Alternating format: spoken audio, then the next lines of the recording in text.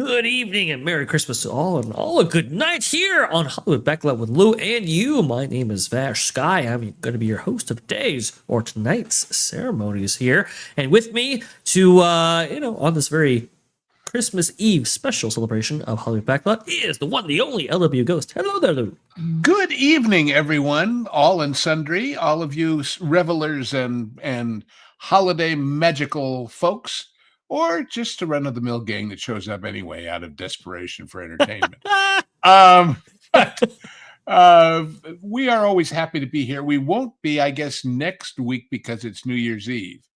Or are we? I don't know. You tell me. Yeah, we might take that off there. Yeah, well, anyway, so we're going to try and supply you with 2 weeks worth of fun in one show.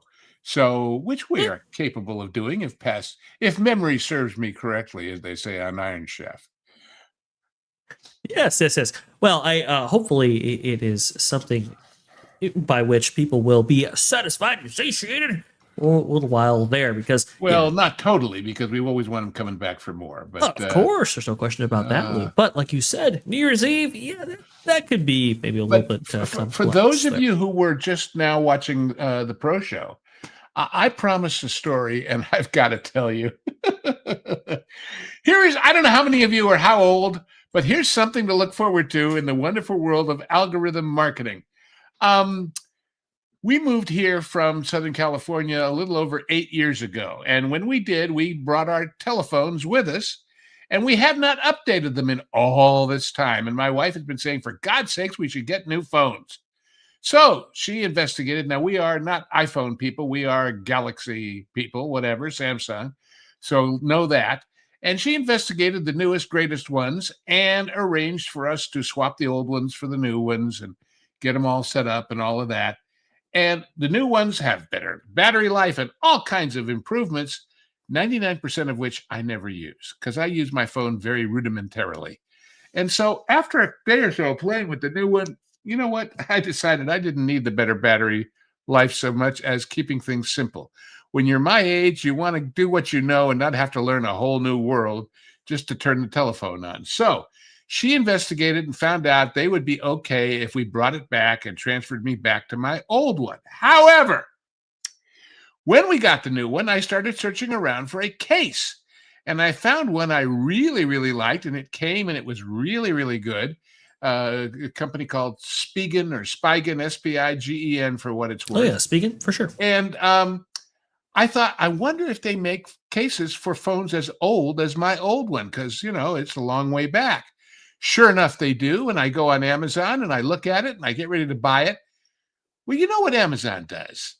They look at what you're buying and they try to push ads at you at something they think you will want.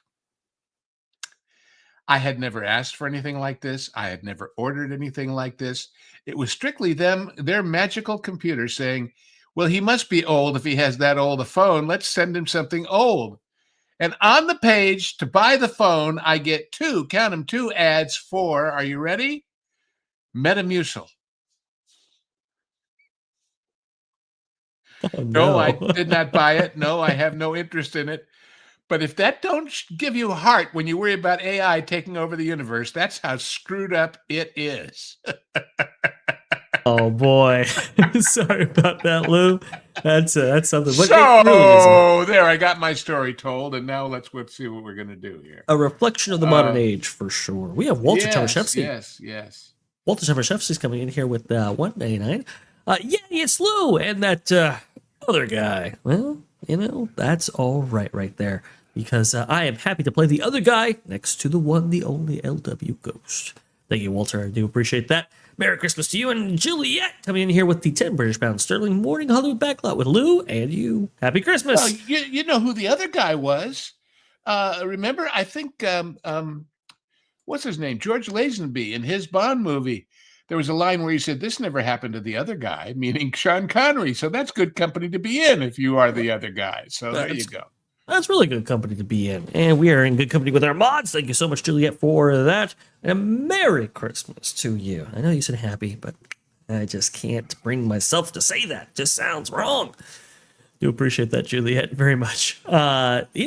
Lou, this is a very stormy night here in Southern California. I don't know if you heard, but oh my I hear goodness, it's has it been been raining stormy. quite a bit. And here the weather is so bizarre. They're saying tomorrow is going to be a record for Christmas Day. It's going to be 62 and or 59 and whatever. But by next week, it gets down in the 20s again. So Oh I don't my know what to goodness. expect. But Yeah, anyway, it's been weird here too. Not quite that weird, but I mean, I remember going to the parks like Disneyland, Knott's, Universal, and so forth, and like the high was like the 80s. It was like, really, is this the winter time? I'm not quite sure right there, but yeah, state of emergency, road closures, mandatory evacuations.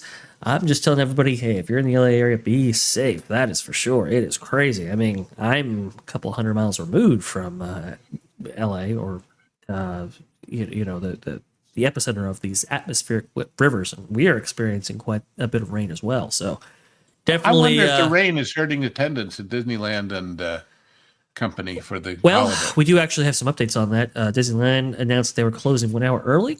And Knott's Berry Farm and Six Flags Magic Mountain have both announced that they will be closed today. And Wow. then Universal, no change to their operations outside of attractions being closed. So, yeah, it is affecting the theme parks, big league for sure, which is no good. But there you go. Well, and you know how people leave Dodger games in the seventh inning to avoid the crush of traffic.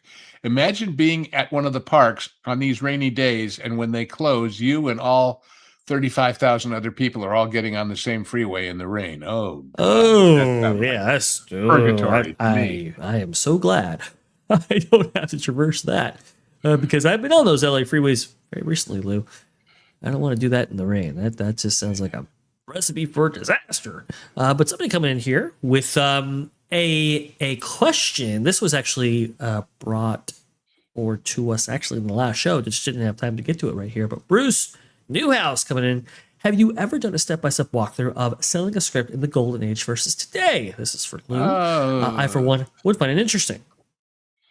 Well, you know, in some ways it's very different. In other ways, not at all. You have to understand that the studios have millions of people thinking they've written the great American movie. And so they use agents as a kind of filter. I've always said HR people are the same kind of filter. Don't do that on screen.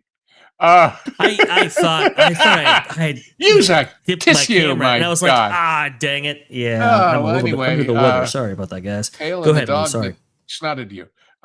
Anyway, so that's the first thing is you got to get, if an agent reads it and thinks it's worth submitting, they give it the benefit of the doubt that it might be worth reading. But then it goes to a reader.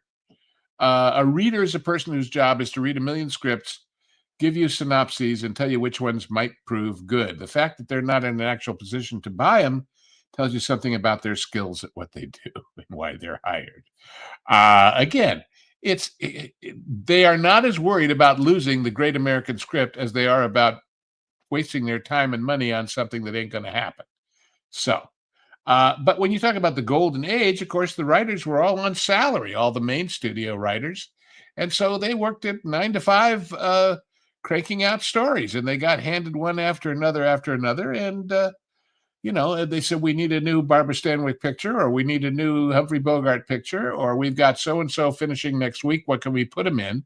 Because everybody at the studio was on a weekly salary, from the gardeners to the stars. So it was more of a production line. It was more of a machine. Now, good luck. Be somebody's cousin. Yeah, well, that's Or right, right there. And when you submit them and they theoretically have read them. I mean, I've told the story before, but this guy who was a very, very prominent screenwriter told me a story about going to see a producer. He'd already submitted the script. They were interested. They called him in. And the first thing this producer person said was, well, tell me the story in your own words. And the writer's sitting there thinking, those are my own words in front of you, all 180 pages of them. But he didn't read it. He can't read. He doesn't know. And then he said things like, well, who do you see in this? And he would say, well, I don't know if you can get him, but maybe Sean Connery and Meryl Streep. Oh, no, that's okay. He's not going to get him But that's the way his imagination is stunted, is that he can only think of it in terms of the big stars that he may or may not ever access for this movie. So you have to understand that environment. And then I've told this story too, perhaps recently, but I'll tell it one more time because we have new folks here all the time, about this guy I knew socially. We both hung out at the same restaurant and went to wine tasting events there and whatever. And I never knew what he did. And he didn't know what I did. And one day, after a year or so, we start talking, and it turns out he's a major executive with one of the biggest independent production companies in town and is looking to buy scripts. And he says, well, if you've got some ideas, I said, sure. So he told me, I want a movie like X. And he described very, very specifically the kind of film they were looking for. And I went away and I wrote 5 one-paragraph synopses, treatments, whatever, and sent it in to him. And after a week or 2, he called me in and he looked at me and he said, Lou, I must have miscommunicated. I blame me. I'm sorry, but you didn't send me really what I wanted. What I really wanted was, and he proceeded to describe an entirely different movie than he had described to me before, but it was the movie that previous weekend had been a big hit. And I smiled, and under my eyes, I thought, oh, another Hollywood a-hole. And that's just the way this crazy business is. So there you go. Anyway, Hey, I hope that helps you get a handle on it. I love your experiences, Lou, and I love your personal stories, and I love your amazing research when it comes to reading about old Hollywood stories and so forth, and gleaning from that, taking from that, and providing some real amazing context today. I think that definitely helps out Bruce right there. I think he'd be proud, as Adam Lewis would say. Let's see, Sean, formerly known as Sean, the artist formerly known as John, with the 199. I used to teach wine appreciation classes, Lou. Oh, to whom and what did you appreciate? Yes, we got to know. Absolutely, Yeah. 100%. Very, very interesting. Let's see here. Well, we have a little bit of an update when it comes to the happenings at Paramount real fast that we want to go ahead and take you through. Oh, So that whole deal. the board rejected the initial bid The by Warner Brothers board. Yes, the Warner Bros. Board rejected the initial takeover bid or hostile takeover bid by Paramount, saying it was insufficient. Paramount then they updated their bid to buy Warner Bros. Outright, and now they're saying, well, at least one major shareholder is saying that the bid is insufficient. Lou, what do you think about all of this? Where do you think this is going to go from here? Paramount's going to win. That's how I felt from the beginning. I still do. This is all smoke and mirrors and egos. But then it's Hollywood. So what else would it be? It's Hollywood, baby. That's what it is. That's what it is. That's what you have to always. The idea that an offer that involves stock in a company whose stock is variable and that involves partly getting clearance for selling one piece and partly for another, and that involves antitrust and involves FCC and involves European regulatory issues is somehow a better offer than, here, take our money, we own it. It's just insane, period. It is. It is. Bloomberg trying to get to the heart of this matter by asking more than 700 industry experts what they think will happen in this case. And I believe, let me see if I can scroll down here and find it. Yes, Netflix is viewed as the favorite to buy Warner Brothers, 51%, but 37%. A lot of people say How Paramount many of those is still experts in this want to game. deal with Netflix and therefore wouldn't say otherwise? Yes, that's true. I mean, expertise is what the hell? What worries you most? Look at there, overhauling CNN. In other words, they have the Paramount Middle Eastern backing. If they say that, they're stupid, because the Paramount Middle Eastern backing comes with the proviso that they have no management and no control over the company, which is how they got around some of the illegal ramifications of that. And the Ellisons overhauling CNN shows that they're about politics, not about the deal. So aside from those two things, I would say these experts have their own axes to grind. So Indeed. we'll be hearing from the experts in just a moment on what they think of Disney's CEO race, because I think that's fascinating as well. But before we get there, Magical MJ with the 499. My favorite guy is Lou the Ghost, who knows the most. Vash cooler than the Flash. Don't be a guy. And MJ, who wears the best sweaters. Indeed, yes. Yes, and has the best singing voice of us all. So thank you, Miss or Magical MJ. Very much appreciate that.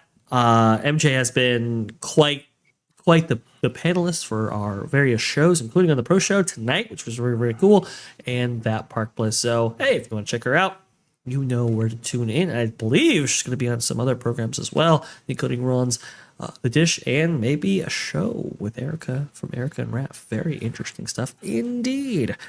Well, these 700 experts, though, they had more to say. Specifically talking about what would happen in Disney's CEO race. Here you go. Top answer, Josh Damaro was golly, there was a big poll. Well, here's the thing, Lou. This is why I bring this up. Because apparently Dana Walden had won this poll every previous time. And this was the first time that Josh Damaro And when was the previous time chronologically? Was it before or after the election when she had some reason to be hopeful? Well, I think it was around this time last year. So well, then there you go. So anyway, there you go. Yeah, I suppose you're right. Dana Walden does come in at the second, but Bob Iger, interesting enough, comes in as third, with 18% of people actually saying that Bob Iger might just stick around, which I think is very interesting. Also, too, you have a lot of people saying, or I think 15%, saying that they might opt for a co-CEO structure. Lou, what do you think about all of this? Where do you think this is going to land? I think he'll linger forever. I think Josh, the man with the child's wardrobe, will win. I don't know if he'll find that such a good thing when he gets into it, but we'll see. He's the only guy bringing revenue into the company right now. And that's largely because of this deal with the Arabs. So, it's funny how those same experts don't mind this Arab deal. They just dislike the other one, right? That's a very interesting point. That's a very astute observation right there. Look, I mean, this is one of the most powerful jobs in the entertainment industry. It will not amount to as much change, I don't think, because then the Warner Brothers deal being, whatever that happens to land. But in terms of just the landscape and the direction for the company and the ownership of all these assets that Disney now has, it's going to make a big impact who actually takes that top spot. So a lot of people chiming in and seeing seeing if they know best in this case. I think Josh Damaro, it's his to lose. I think it's his to lose at this point. I just don't see a path forward for Dana Walden, which is very interesting because I previously wouldn't have said that. When this CEO race was initially announced, I thought she made nothing but losers.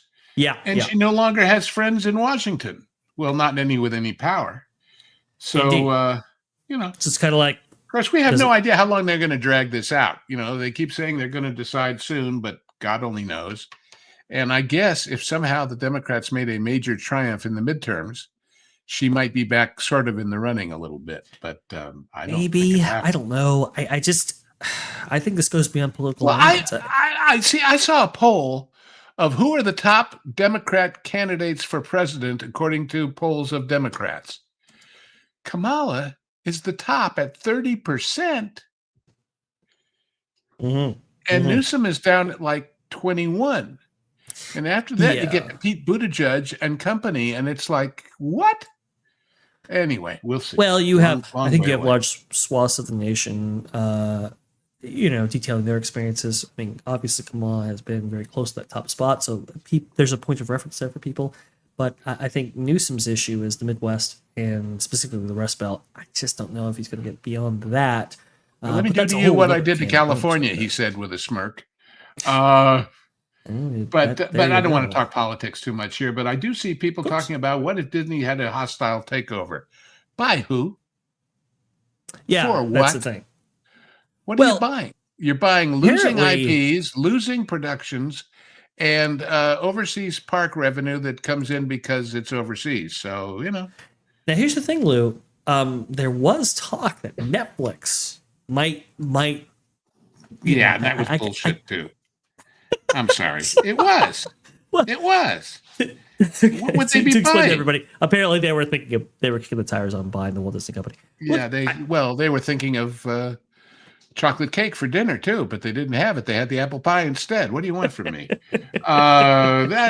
See, because guys, I just happen to be rewatching, because I do every so often, the Christopher Nolan Batman series, and this guy Sarandos just wants to watch the world burn.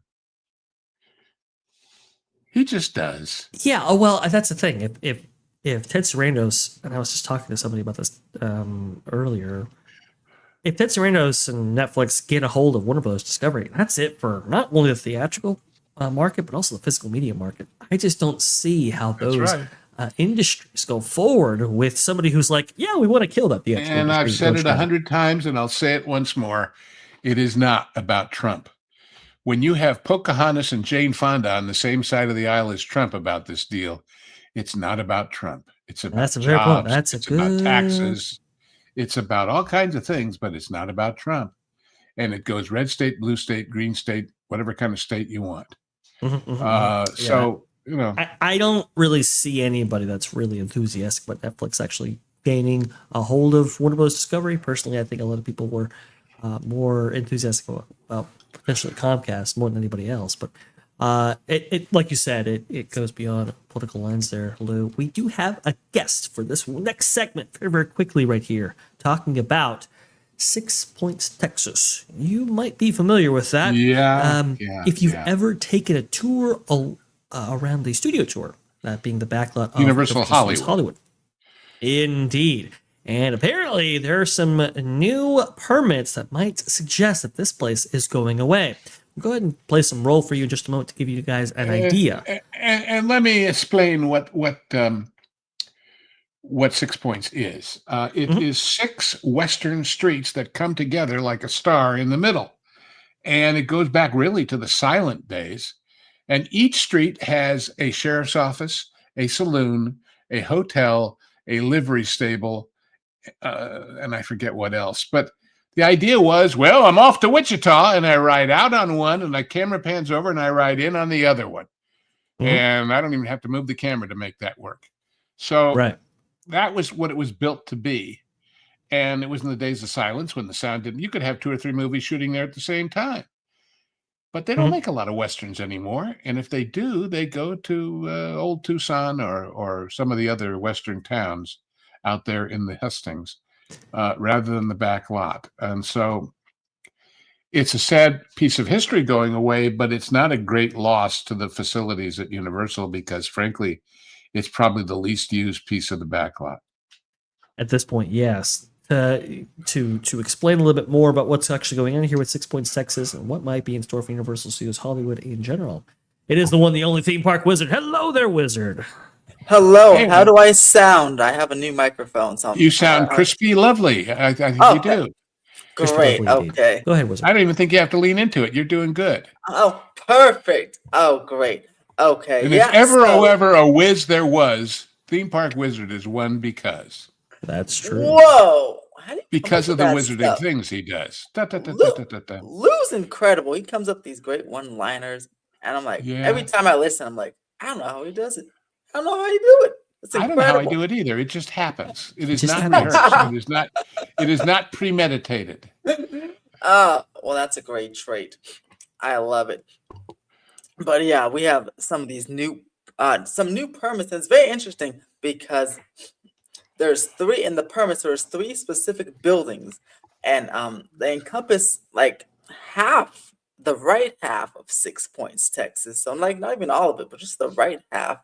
And then another building, and Lou knows what it is. I don't remember the house, but it's the big house right before you get to Earthquake. It's like this. It looks like a massive suburban home, and it's a set used for a movie. And I don't know what movie. I know Lou would know, and maybe you, Vash, would know it. Well, give me a picture of it. I can tell you what I know. I believe one. Okay, Vash, take over because I believe I do have a picture. Just give me like a second to find it on my Twitter. But take over for a second. I'm gonna find it because I know Lou would know the house. Oh yeah. Yeah, I'm trying to think. There Right, is But it's the that a house stage, is house going then stage half in 6.6. Universal that's known as the Rising Sun. No, anyway. no, And it's going. that's super interesting. The Flash Flood, the Mexican Village. The Flashlight, one of the original attractions on the tour. Very, very interesting stuff indeed. Yeah, this is, 6 Points Texas is kind of hollow ground. This is why we're kind of bringing this up here because there's been so many. And see, productions. this not only is a good attraction on the tour, it's more usable than 6 Points because any contemporary show can have somebody go to Mexico for a reason, a private eye searching for somebody or whatever, and they can Right. shoot a couple of quick scenes here instead of having to actually fly everybody to Mexico. Mhm. So, or, Central America, anywhere. And then they've also doubled this as Asia sometimes. They've turned it into Vietnam and Thailand and what have you. So that makes sense. Yeah, I mean, so you're exactly right about that. Since some of these facades, are inspired by architecture that still exists, you can still have contemporary shows. And yeah, here we go filmed into there. 6 Points. But And now we're getting to 6 Points Texas right next door. So the other amusing thing about 6 Points is that the doorways are short to make the cowboys look taller. Just a tiny little bit of forced perspective to make John Wayne fill up the screen even more than he did, So I think there were opposite doorways for the ladies, if I'm not mistaken. Yeah. For the opposite reasons there. Now, let me see if I can bring this up right now and get this on screen. What Wizard has provided us right here. Now, the plan here, Wizard, let me go ahead and see if I can do this. Okay, this is house right here. Yeah, so unfortunately, I didn't get a full shot of it, but it's like this is past Little Europe. You go past Little Europe. They're building the new, I think, Jumanji set, and then you have this house, and it's like really big house when you like turn into Earthquake, and then this house is kind of sitting by itself over there. I know it's a set I for recognize something. it, but it's one of those houses they build with multiple angles possible, so you can use it for two different things in the same show and not have it be recognized. Yeah. I mean, the Good point mixture right of the there. shingle roof and the tile roof, and the bay window and the. Anyway, well. So significant points. 6 Points Texas being removed potentially. Wizard. Now I think it's for the reasons that Lou said. It's just they're not necessarily as usable as some of the other backlot spaces back there. But what do we think might end up taking residence in these points right here, so to speak? I think, based on a previous permit, it seems like that a proposed building for this area, half of this area, was another production building, likely to consolidate some more stuff on the back lot for eventual theme park expansion. I don't know what building it was but it said a studio building. It was labeled S12 or something on the map. It was Gotcha. Okay. on this spot. So some sort of production studio building, like this is the new mill that's on the screen here, that's consolidating and right. the old mills. I'm sure some more consolidation will be happening on 6 Points Texas for a longer term vision for the theme park and studio lot. Yeah, to expand on that point, there was like the mill, for example, the current mill where it exists on the lower lot, it's very close to the theme park space. The idea being that, okay, if we move it deeper into the back lot, you can open up the But it's a big damn building, and it's got a lot more than the mill in it. It's got a lot of offices for production people. Right. So it's to huge. do that is a huge enterprise. So exactly. But that's kind of what we're thinking is that, okay, if you can move some stuff deeper into the back lot and take up areas that aren't necessarily being used, like 6 Points Texas, for example, then you necessarily open up room closest to your theme park real estate that you can expand into. So that's kind of the idea of what's going on here. And it's really sad to lose some of these places like, 6 Points or maybe even Falls Lake at a certain point going forward, because they're so iconic and they've been used in so many productions going back to the silent film era. And the other thing is having them means when you're in the middle of something and you suddenly get a great idea, oh, great, we'll just go over there and do it next Tuesday, as opposed to, oh, great, we'll go up to Lake Piru and take a whole crew and spend 3 days setting up. Mhm. It makes spontaneity in the writing process easier. Yes, yes. I think the last big production that those were used for, actually, to illustrate that point, Lou, was Once Upon a Time in Hollywood, in which you had kind of a faux Oh, movie yes. being filmed. Yeah. Yep, with Leonardo DiCaprio there, and it was using the 6 Points, Texas set as part of that film. So it's kind of Right. like you're exactly right, Lou. It's like spontaneity. It's hey, we're already in Hollywood. Let's go ahead and incorporate this scene in these sets and these facades and make use of them in that way. Very, See, very and interesting that's stuff. the remake of the Court of Miracles, which burned down once upon a time. So Right, right. And we know that that's probably going to be used for a little bit of fan fest night, and especially with the recent casting calls that recently went out, it would lead into that direction. I think Frankenstein was on there. What other characters were Yeah, on there? there's like Dracula, Frankenstein. I think like the Hunchback. director, and then of course the Scooby Doo guys are on there. Yeah, so there's Universal. there were a lot of And by the way, folks, when you go on these tours or when you see this B-roll and everything looks kind of subdued and flat, they're not dressed. When a company comes in, they dress these sets with trash in the streets or lights of various kinds. It's why, for example, when the Backlot burned down once upon a time, they rebuilt the streets in the same configuration. They did some new things with the buildings, but the pattern was the same. Why? Because the gas and electric and water lines were already there underneath, and they didn't want to have to redo all of that. So, that's how you save money. Sure. Makes sense. Wizard, were there any final thoughts before we move on to some of our other topics, good sir? Well, I guess the more final thought is there are a couple of things. Lou actually had indirectly answered a question I've been having for a while, because he said there's other things in the current mill. It was not just the mill, which makes sense, because I was wondering why the new one was so small. I'm like, how are they going to fit all that? But it makes sense that the current one's a multi-purpose building, and this one's that size, because I mean, I've done series where my production manager would have an office in there, or a lot of the studio executives who handle big departments would have an office in there. So I think I have some roll of the mill here, just to give you an idea. And you can't see it all the way in the back there, the big thing, but you're gonna see it. We have some close-up shots of it. And I guess I should take this time to remind everyone that it's not just 6 Points, Texas. Earlier permits have been before this have been filed for the Psycho Pass area, which encompasses the world sets. And by the way, while we're looking at stage 14 is where American Gladiator was. And it's also where the Hindenburg model was. And it's one of the two big stages on the Backlot. Huge stage. Yeah. Huge stage. You were saying, Wizard, about the Psycho sets. Oh, yeah. Yeah, sorry, I didn't say. So the 6 point, there's the mill.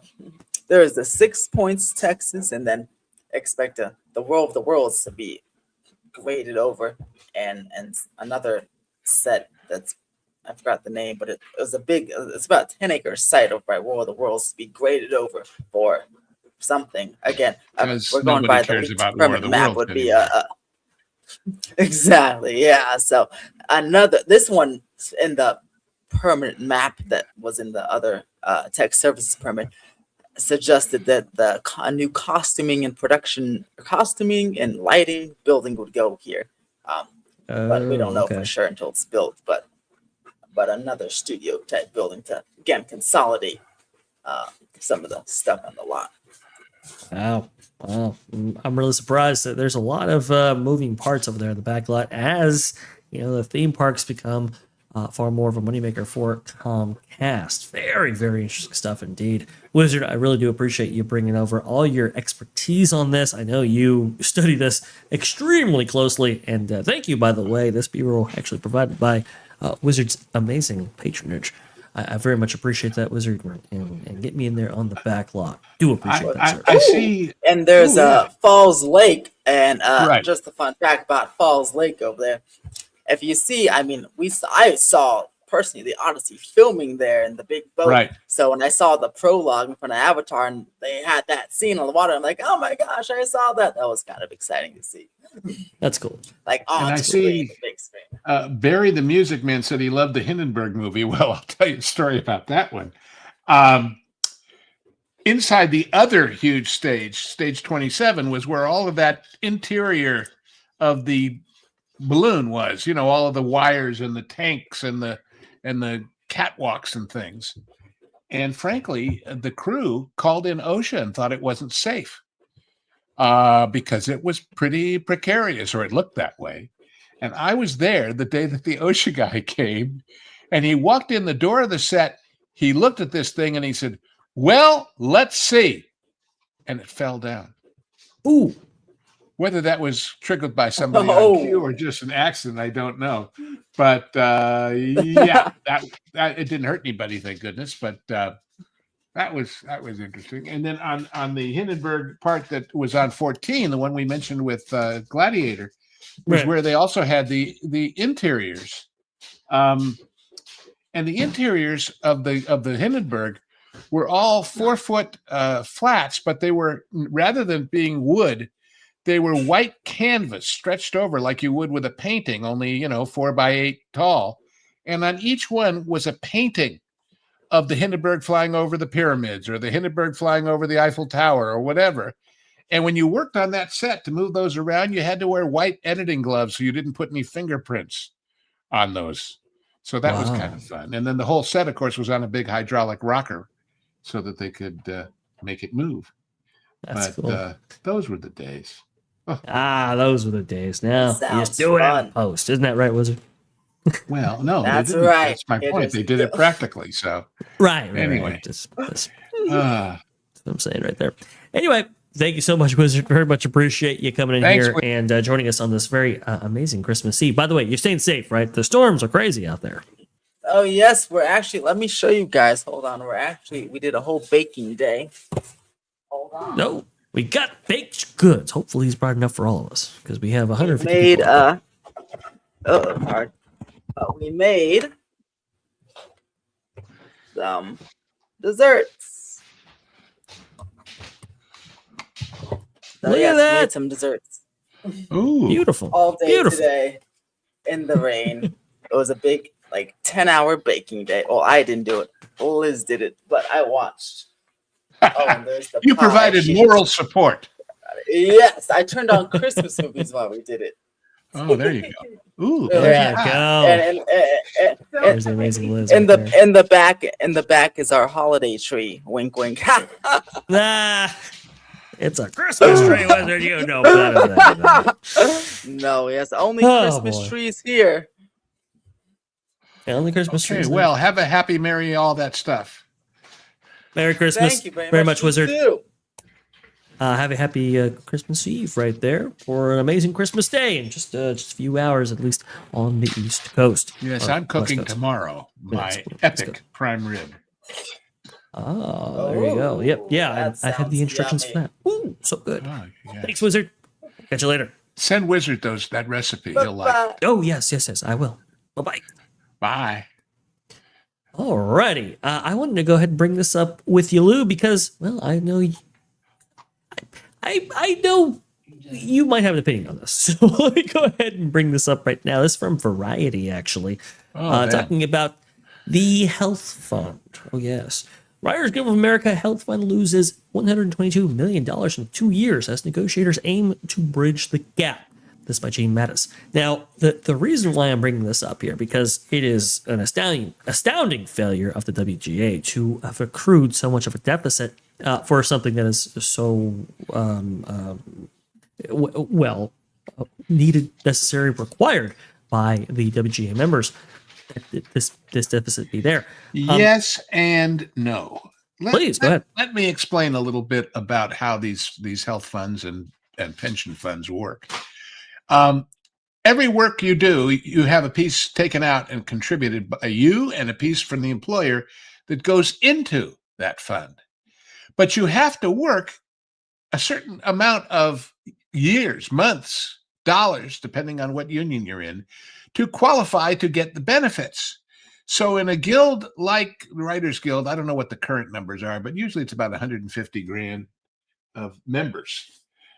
Maybe 20% vest, maybe, because a lot of people do onesies and twosies and occasionalies, and that doesn't mean that they have the vesting in the pension or in the health plan to actually get the benefits. Or if they work for a while and then they don't, they fall out of it. So yes, the fund is in trouble, but does that mean less benefits to the people who actually get them? Maybe, maybe not. All depends. Very, very interesting stuff. Okay. And what's doubly interesting about it is depends on which union you're in. If you're in the Writers Guild, the Directors Guild, or the Actors Guild, it's based on the dollars you make. If you are below the line in the grips, the electricians and all of them, right. It's based on the number of hours you work.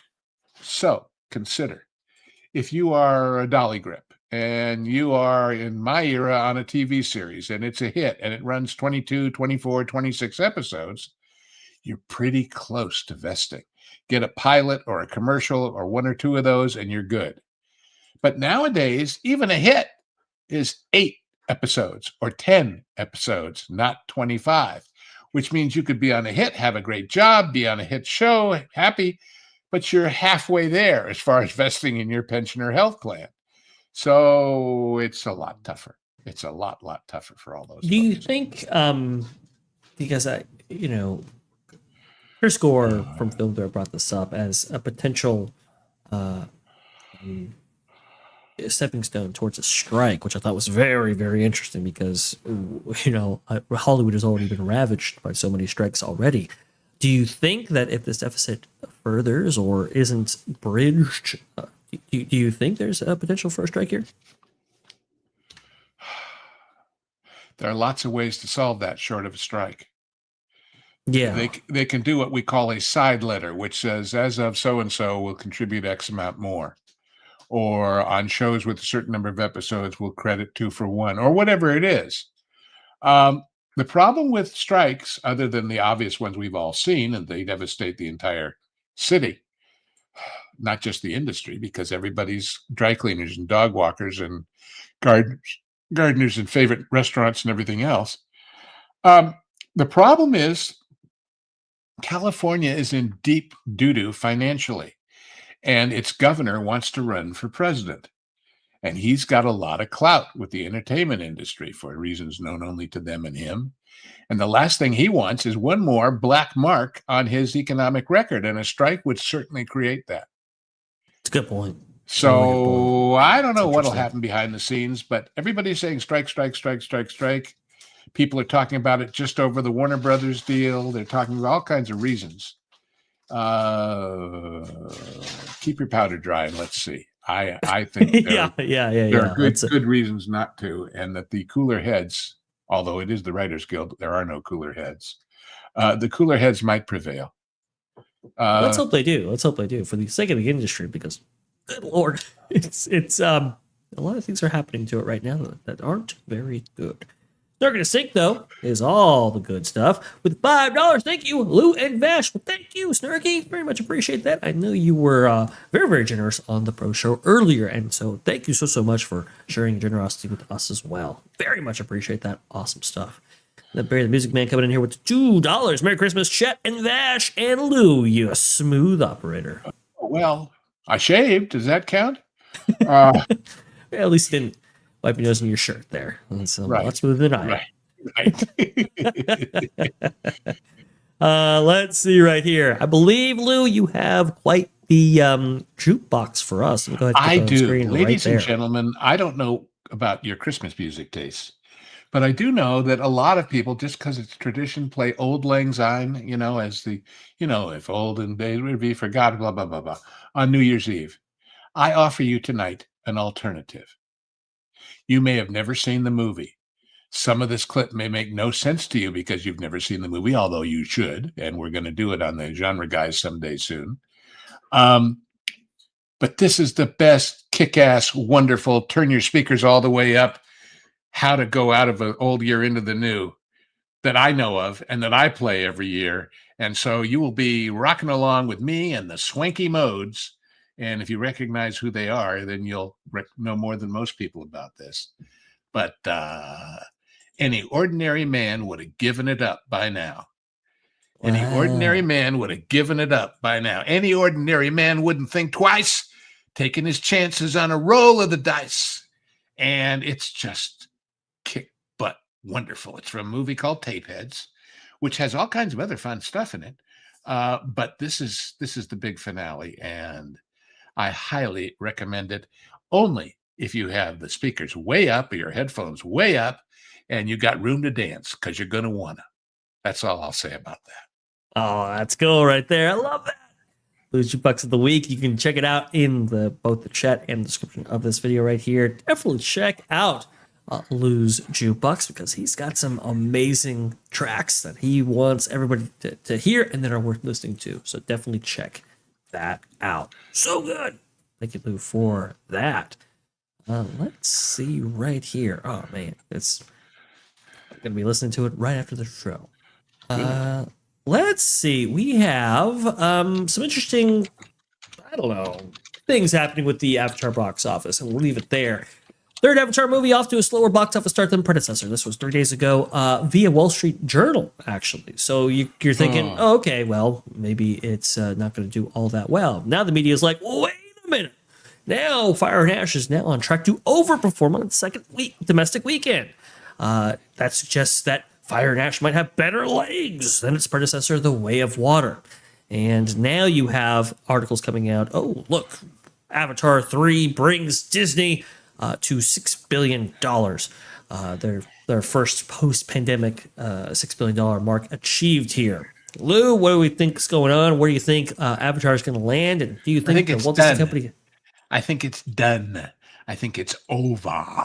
Over. And I think they're going to be real glad that they didn't invest in more Avatar lands at Disneyland and elsewhere yet, because as they keep shrinking, they shrink to the size of the appeal. What can I say? I haven't seen any of these. I shouldn't really criticize them as movies, but as an idea, a 3.5 hour movie that going in isn't the end is not encouraging audiences to jump up and go buy a ticket. Not at those prices. It just isn't. Yeah. And it's just they're all having a grand old time out there on the cakewalk, and that's swell. But it doesn't make the movie a hit. It just makes the premiere a show which theoretically, with YouTube replays and all that, more people will watch than the movie. So there's that. There definitely is that. I've heard some people who have actually seen it talk about how it felt really, really long. Not just because of the long runtime, but just because, like, The Way of Water, for example, it wasn't that much longer than its predecessor. But this one felt particularly long. I think Pro has examined it and said that there are flaws with the characters and so forth. There are flaws with the story. That if it's 3.5 hours long and I got to get up and pee twice, it's lost. Yeah. I don't have to go into deep character examination. I don't have to go into deep. It's like, if you were going to make 2 or 3 more, make 2 or 3 short ones, for God's sakes, and leave people wanting more. That would be really nice. I don't know where Jim Cameron kind of wandered off the reservation of his talent, but I think he has, and that's a shame because he's a talented guy. Mm-hmm. And there we are, the bloomin' onion land. As I call it. Indeed. I don't see. Here's the thing: if Fire and Ash doesn't work, I don't know what happens with the theme park lands, because technically they haven't necessarily started, and we know that a new CEO is coming. Are they necessarily going to be as inclined to bring these lands to life, knowing that it was the brainchild of really Bob Iger more than anybody else? It's going to be really if they do, what happens here. will the attractions just be retreads of what's at Disney World? Why would they spend the money to develop something all new? It's an interesting point. Yeah. That is a distinct possibility as well. It's kind of like, I mean, we why keep seeing reinvent the quote wheel? unquote lands that have 1 or 2 attractions anyway, instead of the usual complement. So I don't know. Don't I just know know. that that little corner of DCA that keeps shrinking, and we'll see.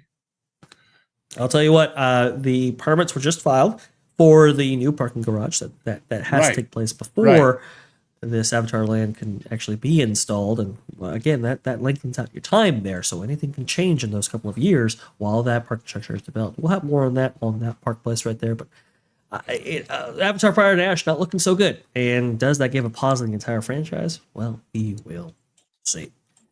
Lou, I know you've got something going on over there at Patreon. Why don't you go ahead and tell everybody about it, good sir? Oh, you wish to know more about my Patreon, do you? Oh, yes. We do, Well, we you do. are invited in, everyone, and it's a whole $5 a month to get all the wisdom I don't share here. And I've done everything from answering questions to dealing with politics, to dealing with food, to dealing with travel, to dealing with some of the showbiz stuff, but to give you kind of a behind-the-scenes idea of how learning about the showbiz stuff, even if you're nowhere near that industry, might benefit your job or your small business or anything. And you get all that for $5 a month. What's the big deal? Jump on along. If you love me, Absolutely. show me, baby. I'm not getting rich at this. I just figured I should do something because my mother, God bless her, who's just turned, what did she turn? 98. She says, can't you make any money at this thing? Everybody loves you. Can't you make any money at this thing? God bless mothers, you know. So make my mother happy and buy a membership for $5. You don't like it, quit. You do like it. And by the way, it's still time. You could give gifts to people you think might like it. So you can do that too. And that's all I'll say, except that it's there and it's available. And well, I put my heart and soul into it. And one of these Absolutely. days coming up soon, because as you know, Culture Casino ran into a little physical disturbance. But once he's up and hale and healthy, we're going to do a show about wine together that's going to blow your mind, because I got stories to tell and he's got stories to tell. And what the heck? Wine is a good thing. That's gonna be great to hear right there. And I'm so appreciative of Mama Lou taking care of baby Lou right there. Oh, Make well, yeah. Her Yeah. baby's okay. The link to Lou's Patreon is both in the description of this video right now, and also I never know in what the that chat. CW means, because I never see that one. But anyway, it's okay with me. I don't know, but patreon.com/Lou's Reviews, that will get you there. Yep. So definitely check it out. And I think that just about concludes our show right here on this amazing Christmas Eve. I want to go ahead and get out of here before golly. Christmas Day on the East Coast. And So, Lou? Well, tomorrow I'm making prime rib, and I gave Vash the recipe, so I asked him for it. But it's the best you've ever had, I guarantee you. Better than any restaurant, better than any place else. And granted, the meat's pricey, but once you get that pricey piece of meat, you don't want to screw it up. So do it my way, and you won't. Other than that, like I say, we probably won't be here New Year's Eve, but we'll be back in 2 weeks, and we'll have more about the Backlot and Lou and you and Vash. And hey, this is what we do. Hope This you is like what we it, do. Georgia. Anyway, there's Well- actually a town called Hope You Like It, Georgia, believe it or not. Oh, really? Yes. That's I always laugh when we drive through there on the way to visiting the kids. So wow, that's really funny right there. Well, hope you like it, Georgia. Hope you like our show right here, and thank you so much for watching, and thank you really for everything, not just the continued viewing or the likes or everything like that, but just being part of this community that we've kind of built up around the That Park Place Network, and specifically around Hollywood Backlot with Lou and you. It was really something to change times and so forth, but you guys have joined us on this amazing journey right here, and I want to go ahead and say that we are very appreciative of that. Thank you so much, and hit the likes, subscribe, all that stuff. It makes a difference. It Absolutely. really does. And it's It absolutely free, does. free. Merry Christmas to all, and to all a good night. Christmas Day is right around the corner, so be a little good girls and boys, while that actually takes place. And we'll go ahead and see you back in 2 weeks here on Hollywood Backlot with Lou and you. Same bat time, same bat channel. It's 11 What a whole PM. new year. What, Yeah, and a what whole will new year. 2026 bring? Ooh, we might have some announcements on this channel. Stick around, Ooh. guys. You want to go ahead and you want to know what's in the pipeline. I assure you. And I can't seem to find. Okay, there it is. Sorry, couldn't find the outro. Thank you so much, guys. We will see you in 2 weeks. Take care.